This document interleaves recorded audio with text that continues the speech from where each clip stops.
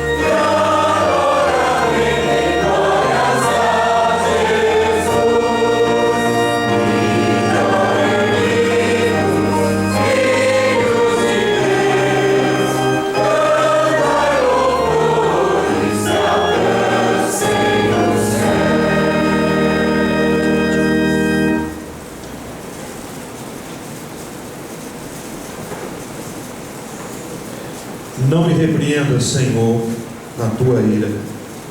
Leiamos agora o Salmo 38, de 1 a 10.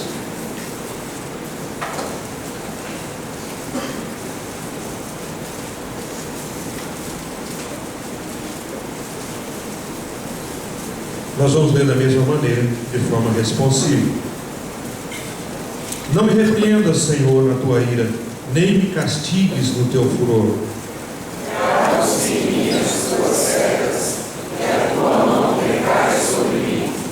Não há parte sã na minha carne, por causa da tua indignação. Não há saúde nos meus ossos, por causa do meu pecado.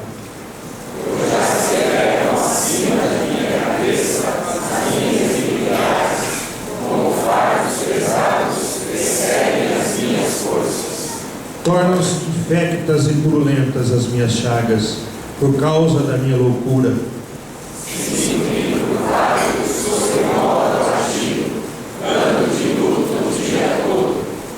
Ardem-me os lombos, e não há parte sã na minha carne.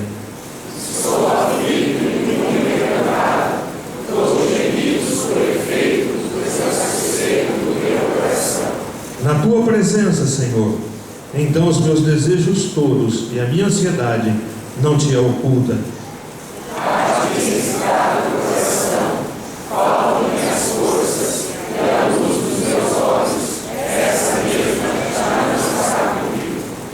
Amém. Podeis assentar. Nós vamos fazer agora uma oração silenciosa de confissão dos nossos pecados.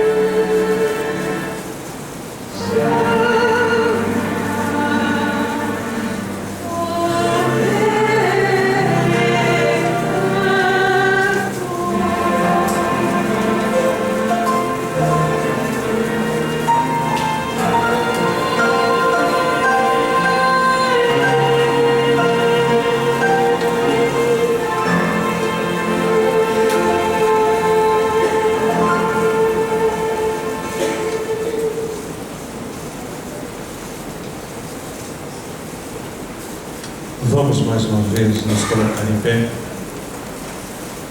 para fazermos a leitura na carta a Tito, no capítulo 2, versículo de 11 a 14. Enquanto nos preparamos para a leitura, o grupo que vai fazer os cânticos espirituais já pode vir chegando aqui à frente. Tito, capítulo 2, versículo 11 a 14.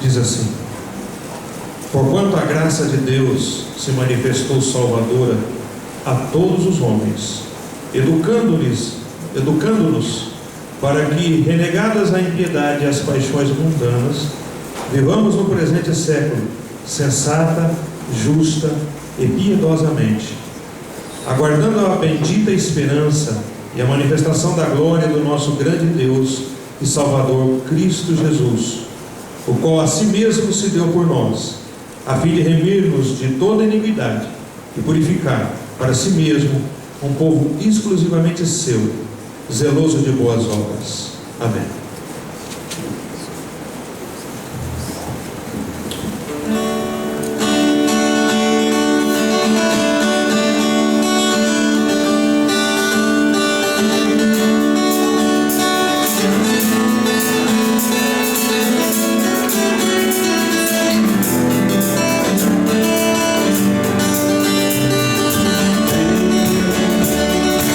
Esta é a hora do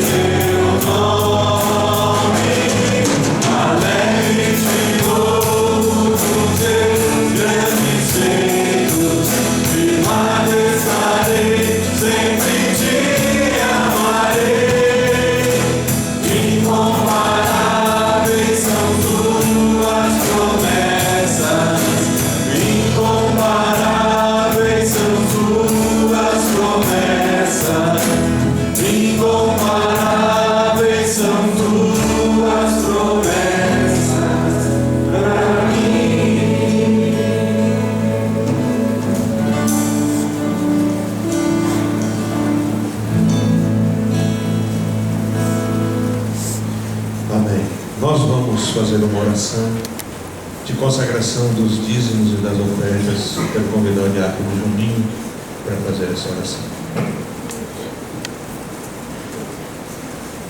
Pai eterno, Pai querido, estamos aqui, ó Deus, nesse culto para te louvar. Incomparáveis são, ó Deus, as tuas promessas para a gente, para mim, para todos. Nós confiamos em Ti, nós te adoramos e te louvamos. As Suas promessas, uma delas é que, se formos fiéis nos dízimos e ofertas, o Senhor vai abrir as janelas do céu e nos abençoar, ó Deus. E nós consagramos agora esses dízimos e ofertas no Teu altar, que ele seja empregado na Tua obra, no Teu trabalho, e possamos, ó Deus, continuar sendo fiéis a Ti. Em nome de Jesus, nosso Senhor, te louvamos e te pedimos. Amém. Amém. Podem se sentar. Eu quero convidar as crianças até 7 anos para virem para o culto infantil, para ouvir a palavra de Deus da maneira como eles entendem, né? Onde estão as crianças?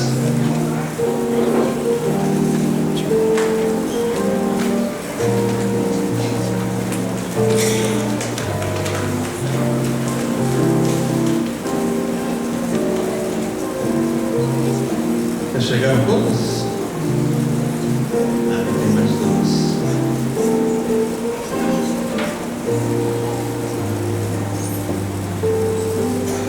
Vamos orar. Senhor nosso Deus, aqui estão os seus cordeirinhos. Nós pedimos a tua bênção, Deus, a tua direção, que a palavra que for falada a eles nesta noite possa tocar seus coraçõezinhos. Obrigado, a Deus, por cada criança desta igreja, pelo teu cuidado especial para com elas. Em nome de Jesus. Amém.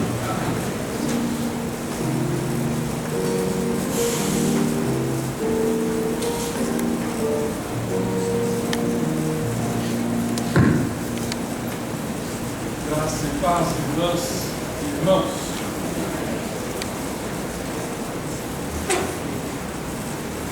Nossa gratidão a todos os irmãos que estão presentes aqui. Fernando Frucoso está lá em Palmas, Fernando Saulo, brasileiro, né? Também o João Guilherme, prazer receber o João. Daniel, que esteve uma semana na Alemanha, voltou. Bom, vamos colocar em pé de novo e apertar a mão do outro, dizendo graça e paz. Vamos lá? Graça e paz.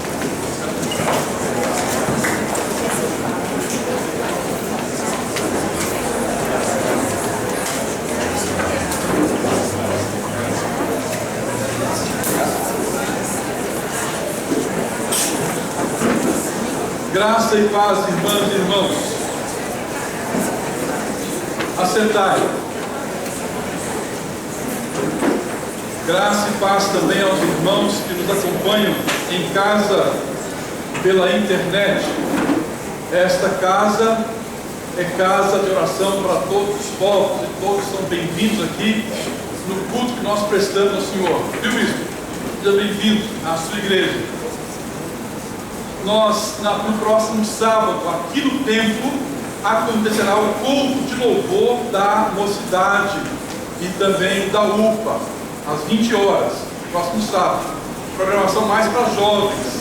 E para os casais, haverá o luau do nosso Ministério de Casais, na chácara do senhor Daniel e Dona Rosa Matana, ao preço de R$60 a participação. Depois, por favor, procure com o Anderson e com a Mônica. Fique de pé aí, por favor. Esse casal simpático, bonito, que está aqui à frente. Procurem aqui o convite do luau no próximo sábado. E aqui no convite tem também um mapa de como chegar na chácara do senhor Daniel Matana. R$60 a participação. E aqueles que não forem lá estarão aqui no culto da mocidade às 20 horas no próximo sábado aqui no templo. Irmãs e irmãos, por favor, também orem pela nossa irmã, a Vilma Feltrin. A Vilma esteve internada, agora já está em casa, mas ainda está sem diagnóstico. E os médicos estão procurando saber o que está acontecendo. Por favor, ore então pela nossa irmã, dona Vilma Feltrin. No final do culto, vamos orar por ela antes da interpretação da bênção apostólica. Abramos, irmãs e irmãos, as nossas Bíblias na carta de Paulo aos cristãos de Filipos, Filipenses, no capítulo 1.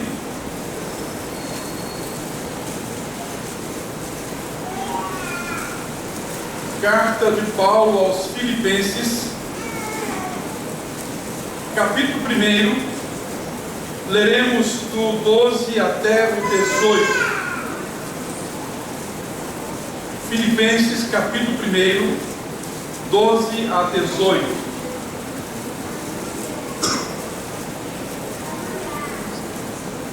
Quero ainda, irmãos, cientificar-vos de que as coisas que me aconteceram têm antes contribuído para o progresso do Evangelho, de maneira que as minhas cadeias em Cristo se tornaram conhecidas de toda a guarda pretoriana e de todos os demais, e a maioria dos irmãos, estimulados no Senhor por minhas algemas, ousam falar com mais desassombro a palavra de Deus. Alguns efetivamente proclamam a Cristo por inveja e porfia. Outros, porém, o fazem de boa vontade. Estes, por amor, sabendo que estou incumbido da defesa do Evangelho. Aqueles, contudo, pregam a Cristo por discórdia, insinceramente, julgando suscitar tribulação às minhas cadeias. Todavia, que importa? Uma vez que Cristo, de qualquer modo, está sendo pregado, quer por pretexto, quer por verdade, também com isto me regozijo. Sim, sempre me regozijarei. Oremos, irmãs e irmãos, ao Senhor. Senhor Deus e Pai, nós louvamos o Senhor por Tua presença santa e augusta em nosso meio. Louvamos o Teu nome, Senhor, por Tua palavra que foi lida e está aberta diante de nós. E agora, Senhor, nós pedimos, em nome de Jesus, que as palavras dos nossos lábios, Senhor, venham ser palavras agradáveis em Tua presença, servindo, Senhor, para orientação, edificação, conforto, exortação das nossas vidas nesta noite. Permita, Senhor, que seja assim. Nós oramos em nome de Jesus e para a glória de Jesus. Amém. Irmãs e irmãos, Reverendo Herculano Gouveia Júnior era professor da cadeira de homilética aqui do Seminário Presbiteriano do Sul, e contam os mais antigos quando ele deixou a cátedra de homilética no culto ali de encerramento do semestre, quando ele passava o cajado ao novo professor, ele disse o seguinte: olha, eu deixo de ensinar, mas de aprender nunca. Deixo de ensinar, mas de aprender nunca. E de fato, irmãs e irmãos, na vida nós nunca deixaremos de aprender. Quem acha que já aprendeu tudo na vida é um tolo e não sabe nada da existência humana. Nós podemos deixar sim de ensinar, mas nunca deixaremos de aprender com a própria vida, com a própria existência. Não é à toa que nós dizemos, olha, vivendo e aprendendo. Por quê? Estamos sempre tendo que aprender alguma coisa. No último domingo nós pregamos sobre Filipenses capítulo 1, de 1 a 11, mostrando ali como o apóstolo Paulo entendia ou praticava a verdadeira comunhão com aquela igreja, mesmo estando preso, distante daquela igreja. Vimos ali como ele estava em plena comunhão com aquela igreja, orando com aqueles irmãos, lembrando daqueles irmãos e trazendo em suas orações. Agora ele continua dizendo: quero ainda, irmãos, cientificarmos das coisas que me aconteceram, que antes têm contribuído para o progresso do Evangelho. No capítulo 1, 12 a 18, há aqui, irmãs e irmãos, algumas lições preciosas sobre a pregação do Evangelho. E eu queria falar rapidamente à igreja sobre isso. Lições sobre a pregação do Evangelho. Lições sobre a pregação do Evangelho. A primeira lição, irmãs e irmãos, que nós aprendemos aqui é a seguinte: coisas ruins podem acontecer para o progresso do Evangelho. Coisas ruins podem acontecer para o progresso do Evangelho. Olha só o que Paulo diz: quero ainda, irmãos, cientificar-vos de que as coisas que me aconteceram têm antes contribuído para o progresso do Evangelho, de maneira que as minhas cadeias em Cristo se tornaram conhecidas de toda a guarda pretoriana e de todos os demais. O que o apóstolo Paulo está dizendo aqui: olha, irmãos, eu fui preso, mas a minha prisão, o meu sofrimento, o açoite, a surra que eu levei, as coisas que me aconteceram, irmãs e irmãos, têm contribuído para o progresso do Evangelho. Isso porque Deus é aquele que é capaz de transformar coisas ruins em coisas boas.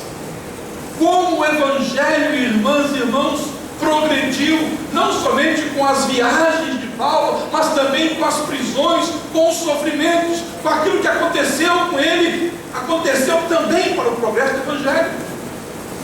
Coisas ruins podem acontecer para o progresso do Evangelho. Paulo está dizendo: olha, irmãos, não há nenhum homem da guarda pretoriana que não sabe do Evangelho. Toda a guarda pretoriana, aquelas pessoas que cuidavam ali da prisão de Paulo, que vigiavam o prisioneiro, estavam sabendo do Evangelho do Senhor Jesus Cristo. Não somente os guardas, mas outras pessoas. No final do século XIX, reverendo João Ferreira da Gama, pastor português, pioneiro junto com Blackford, com Simon e com muitos outros, seu corpo está enterrado aqui em Rio Claro. João Ferreira da Gama, barbudão, não tão grande quanto a barba aqui do Marcos, mas barbudão, uma barba esquisita. Tem uma foto dele aqui no SPS em Campinas, aqueles presídios jagunços do sul dos Estados Unidos. E João Ferreira da Gama foi fazer um culto na cidade de Jaú. Conta a história, os registros da nossa igreja, que o reverendo João Ferreira da Gama saiu de Jaú escorraçado, cuspiram nele, deram uma surra nele, puxaram ele pela barba, chutando-lhe o traseiro. Foi expulso de Jaú depois de ter tomado uma surra a mando do pároco local. Mas, irmãs e irmãos, se você for hoje a Jaú, você vai ver fincada no coração da cidade de Jaú uma igreja presbiteriana.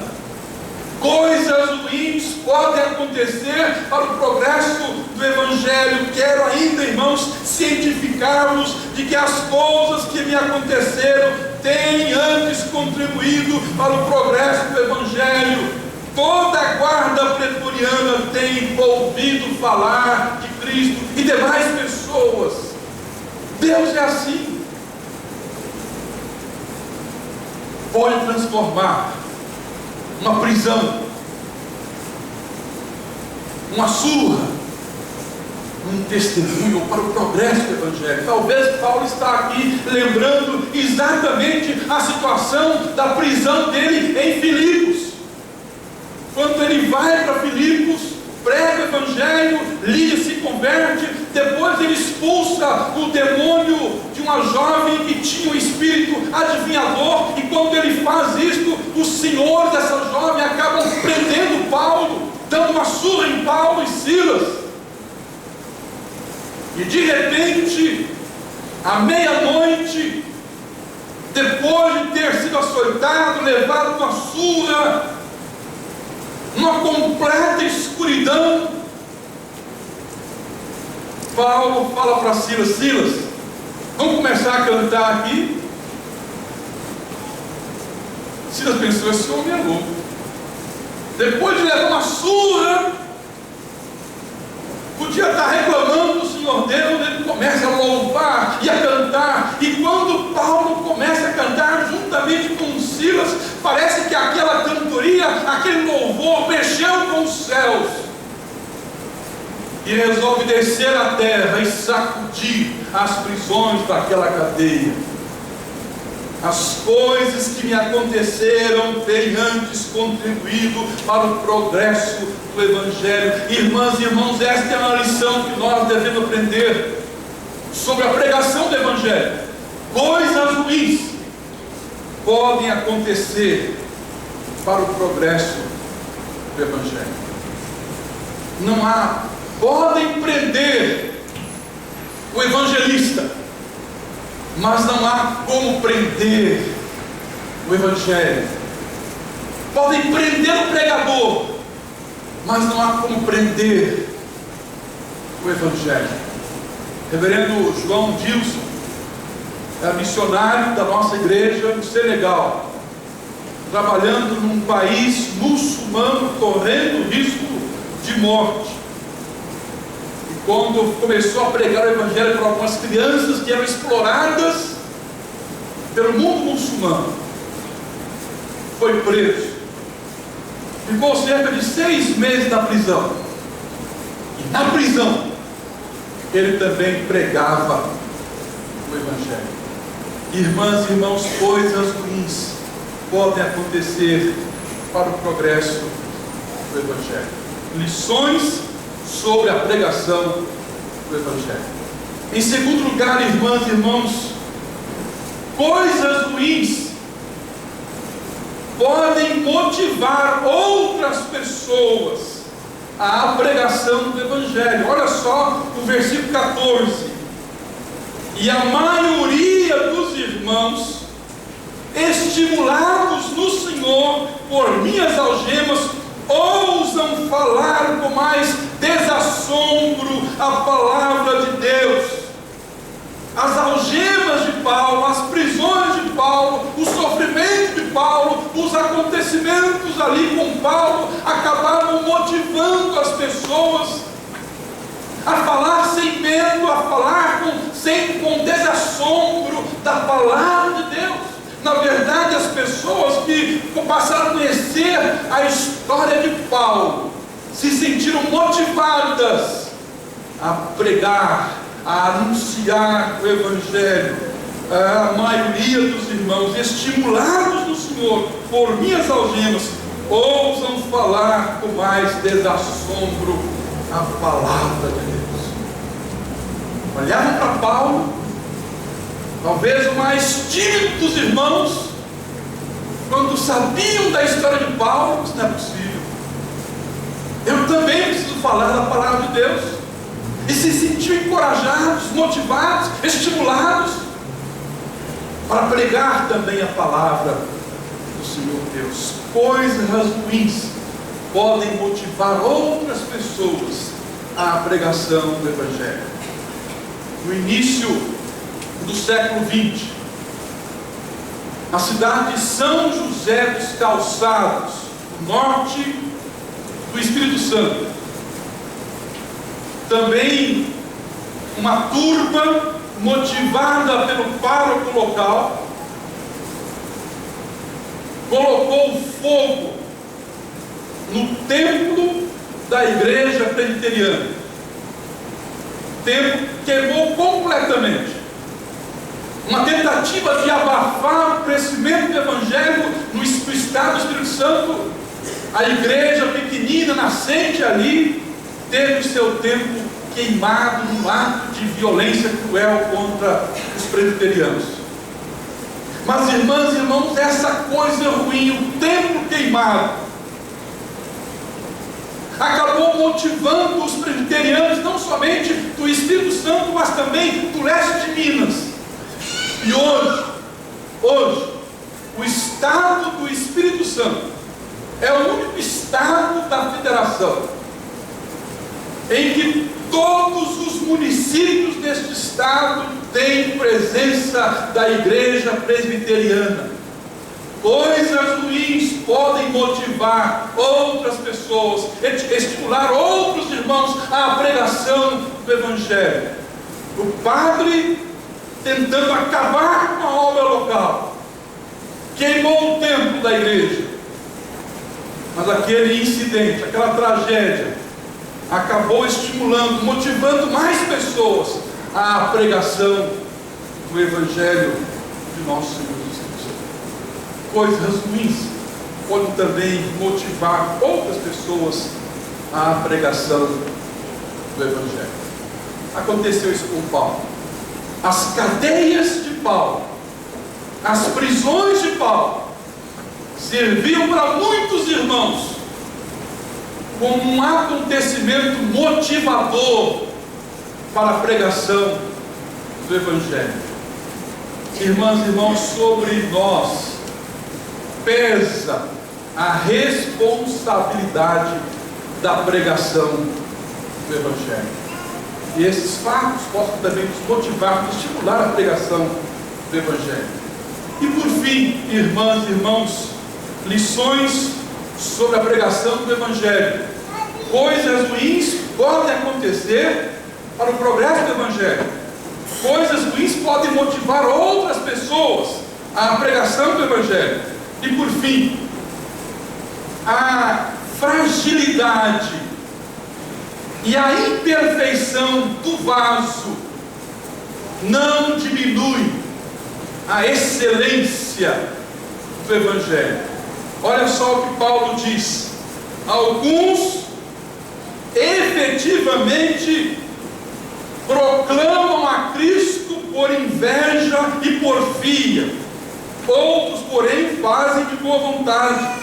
Estes por amor, sabendo que estão incumbidos da defesa do Evangelho. Aqueles, contudo, pregam a Cristo por discórdia, insinceramente, julgando suscitar tribulação às minhas cadeias. Porém, o que importa, uma vez que Cristo, de qualquer modo, está sendo pregado, quer por pretexto, quer por verdade, também com isto me regozijo, sim, sempre me regozijarei. A fragilidade e a imperfeição do vaso, dos pregadores, não diminuem, irmãs e irmãos, a excelência da pessoa do Senhor Jesus Cristo. Algumas pessoas começaram a pregar o Evangelho, diz Paulo, por inveja, por porfia, por discórdia, pregando o Evangelho insinceramente. E Paulo reconhece isso. Mas vai dizer: que importa? Que importa? A fragilidade e a imperfeição do vaso, do pregador ou dos pregadores no Brasil e no mundo não diminui, irmãs e irmãos, a excelência da pessoa do Senhor Jesus Cristo, do Evangelho de Jesus Cristo. Então Paulo diz: que importa? Que importa? O importante é que o Evangelho está sendo pregado. Logicamente, Paulo não concorda com esses pregadores. Nós sabemos hoje, irmãs e irmãos, que há um bando de pastores hoje no Brasil, de pregadores no Brasil hoje, que estão pregando o Evangelho sem nenhum compromisso com o Evangelho de Cristo. Pessoas já que no Brasil pensam em montar uma igreja para ganhar dinheiro, não por amor ao Evangelho.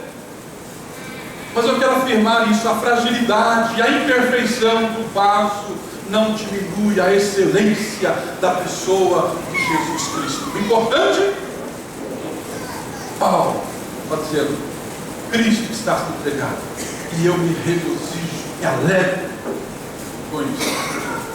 Porque Paulo sabe, embora não concorde com esses pregadores, ele sabe que a fragilidade e a imperfeição dos pregadores não diminui a importância, a excelência da pessoa de Jesus Cristo. Irmãs e irmãos, se você é igreja de Jesus Cristo, se você é discípulo de Jesus Cristo, se você é seguidor de Jesus Cristo, sobre você pesa a responsabilidade de pregar o Evangelho. E há aqui algumas lições que eu posso aprender.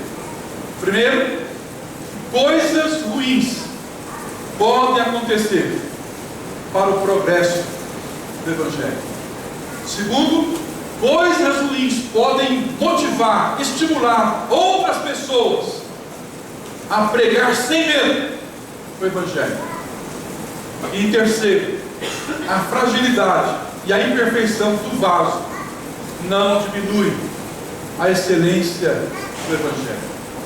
Deus nos abençoe para que aprendamos essas lições e na semana, nosso dia a dia, coloquemos em prática, pregando, anunciando o Evangelho.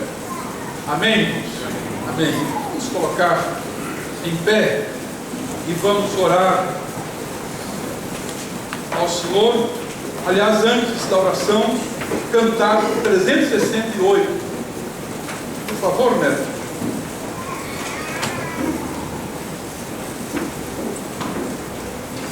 368.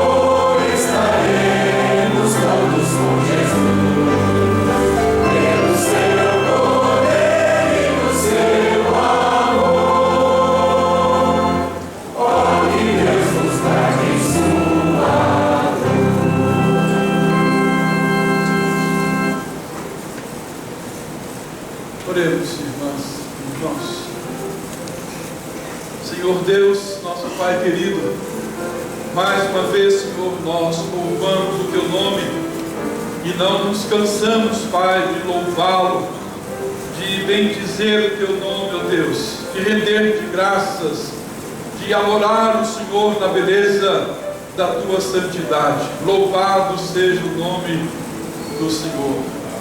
Louvamos, Pai, por Tua palavra, que é sempre viva e é sempre eficaz. E agora, Pai querido, quero pedir, em nome de Jesus, que o Senhor abençoe, ó Deus, a nossa irmã Vilma Feltrin, que venha visitá-la, Senhor, em sua casa, orientando, ó Deus, os médicos, para que tenham, Senhor, um diagnóstico, que a Tua bênção, Senhor, recaia sobre a Vilma, e que ela tenha, Senhor, a sua saúde completamente restaurada. Abençoe com ela, Pai querido, todos os demais pedidos que estão listados, nominados aqui em nosso boletim. Toma conta, Pai, das nossas vidas nesta nova semana que estamos iniciando. Que todos nós, Pai, sejamos alvos da Tua graça, da Tua bondade, da Tua boa mão, da Tua assistência, Pai, sobre as nossas vidas. Ó Deus querido, esta é a nossa oração. Nós oramos em nome de Jesus e para a glória de Jesus, Teu Filho, nosso Senhor. Amém, Pai. O Senhor esteja ao teu lado, como teu grande amigo e companheiro de jornada. O Senhor esteja acima de ti, velando por ti e abençoando. O Senhor esteja abaixo de ti, calçando os teus pés, firmando os teus passos. O Senhor esteja às tuas costas, guardando-te completamente de pessoas desleais. O Senhor esteja à tua frente como luz que ilumina a tua caminhada. O Senhor esteja dentro de ti, dando-te força, coragem, fé e vontade de viver. O Senhor esteja ao teu redor, envolvendo-te completamente com o seu amor. Amém. E que a graça do nosso Senhor e Salvador Jesus Cristo, o amor de Deus o Pai e a comunhão do Santo Espírito do Senhor seja com todos nós e com todo o povo de Deus nesta terra, hoje, aqui, agora e para sempre.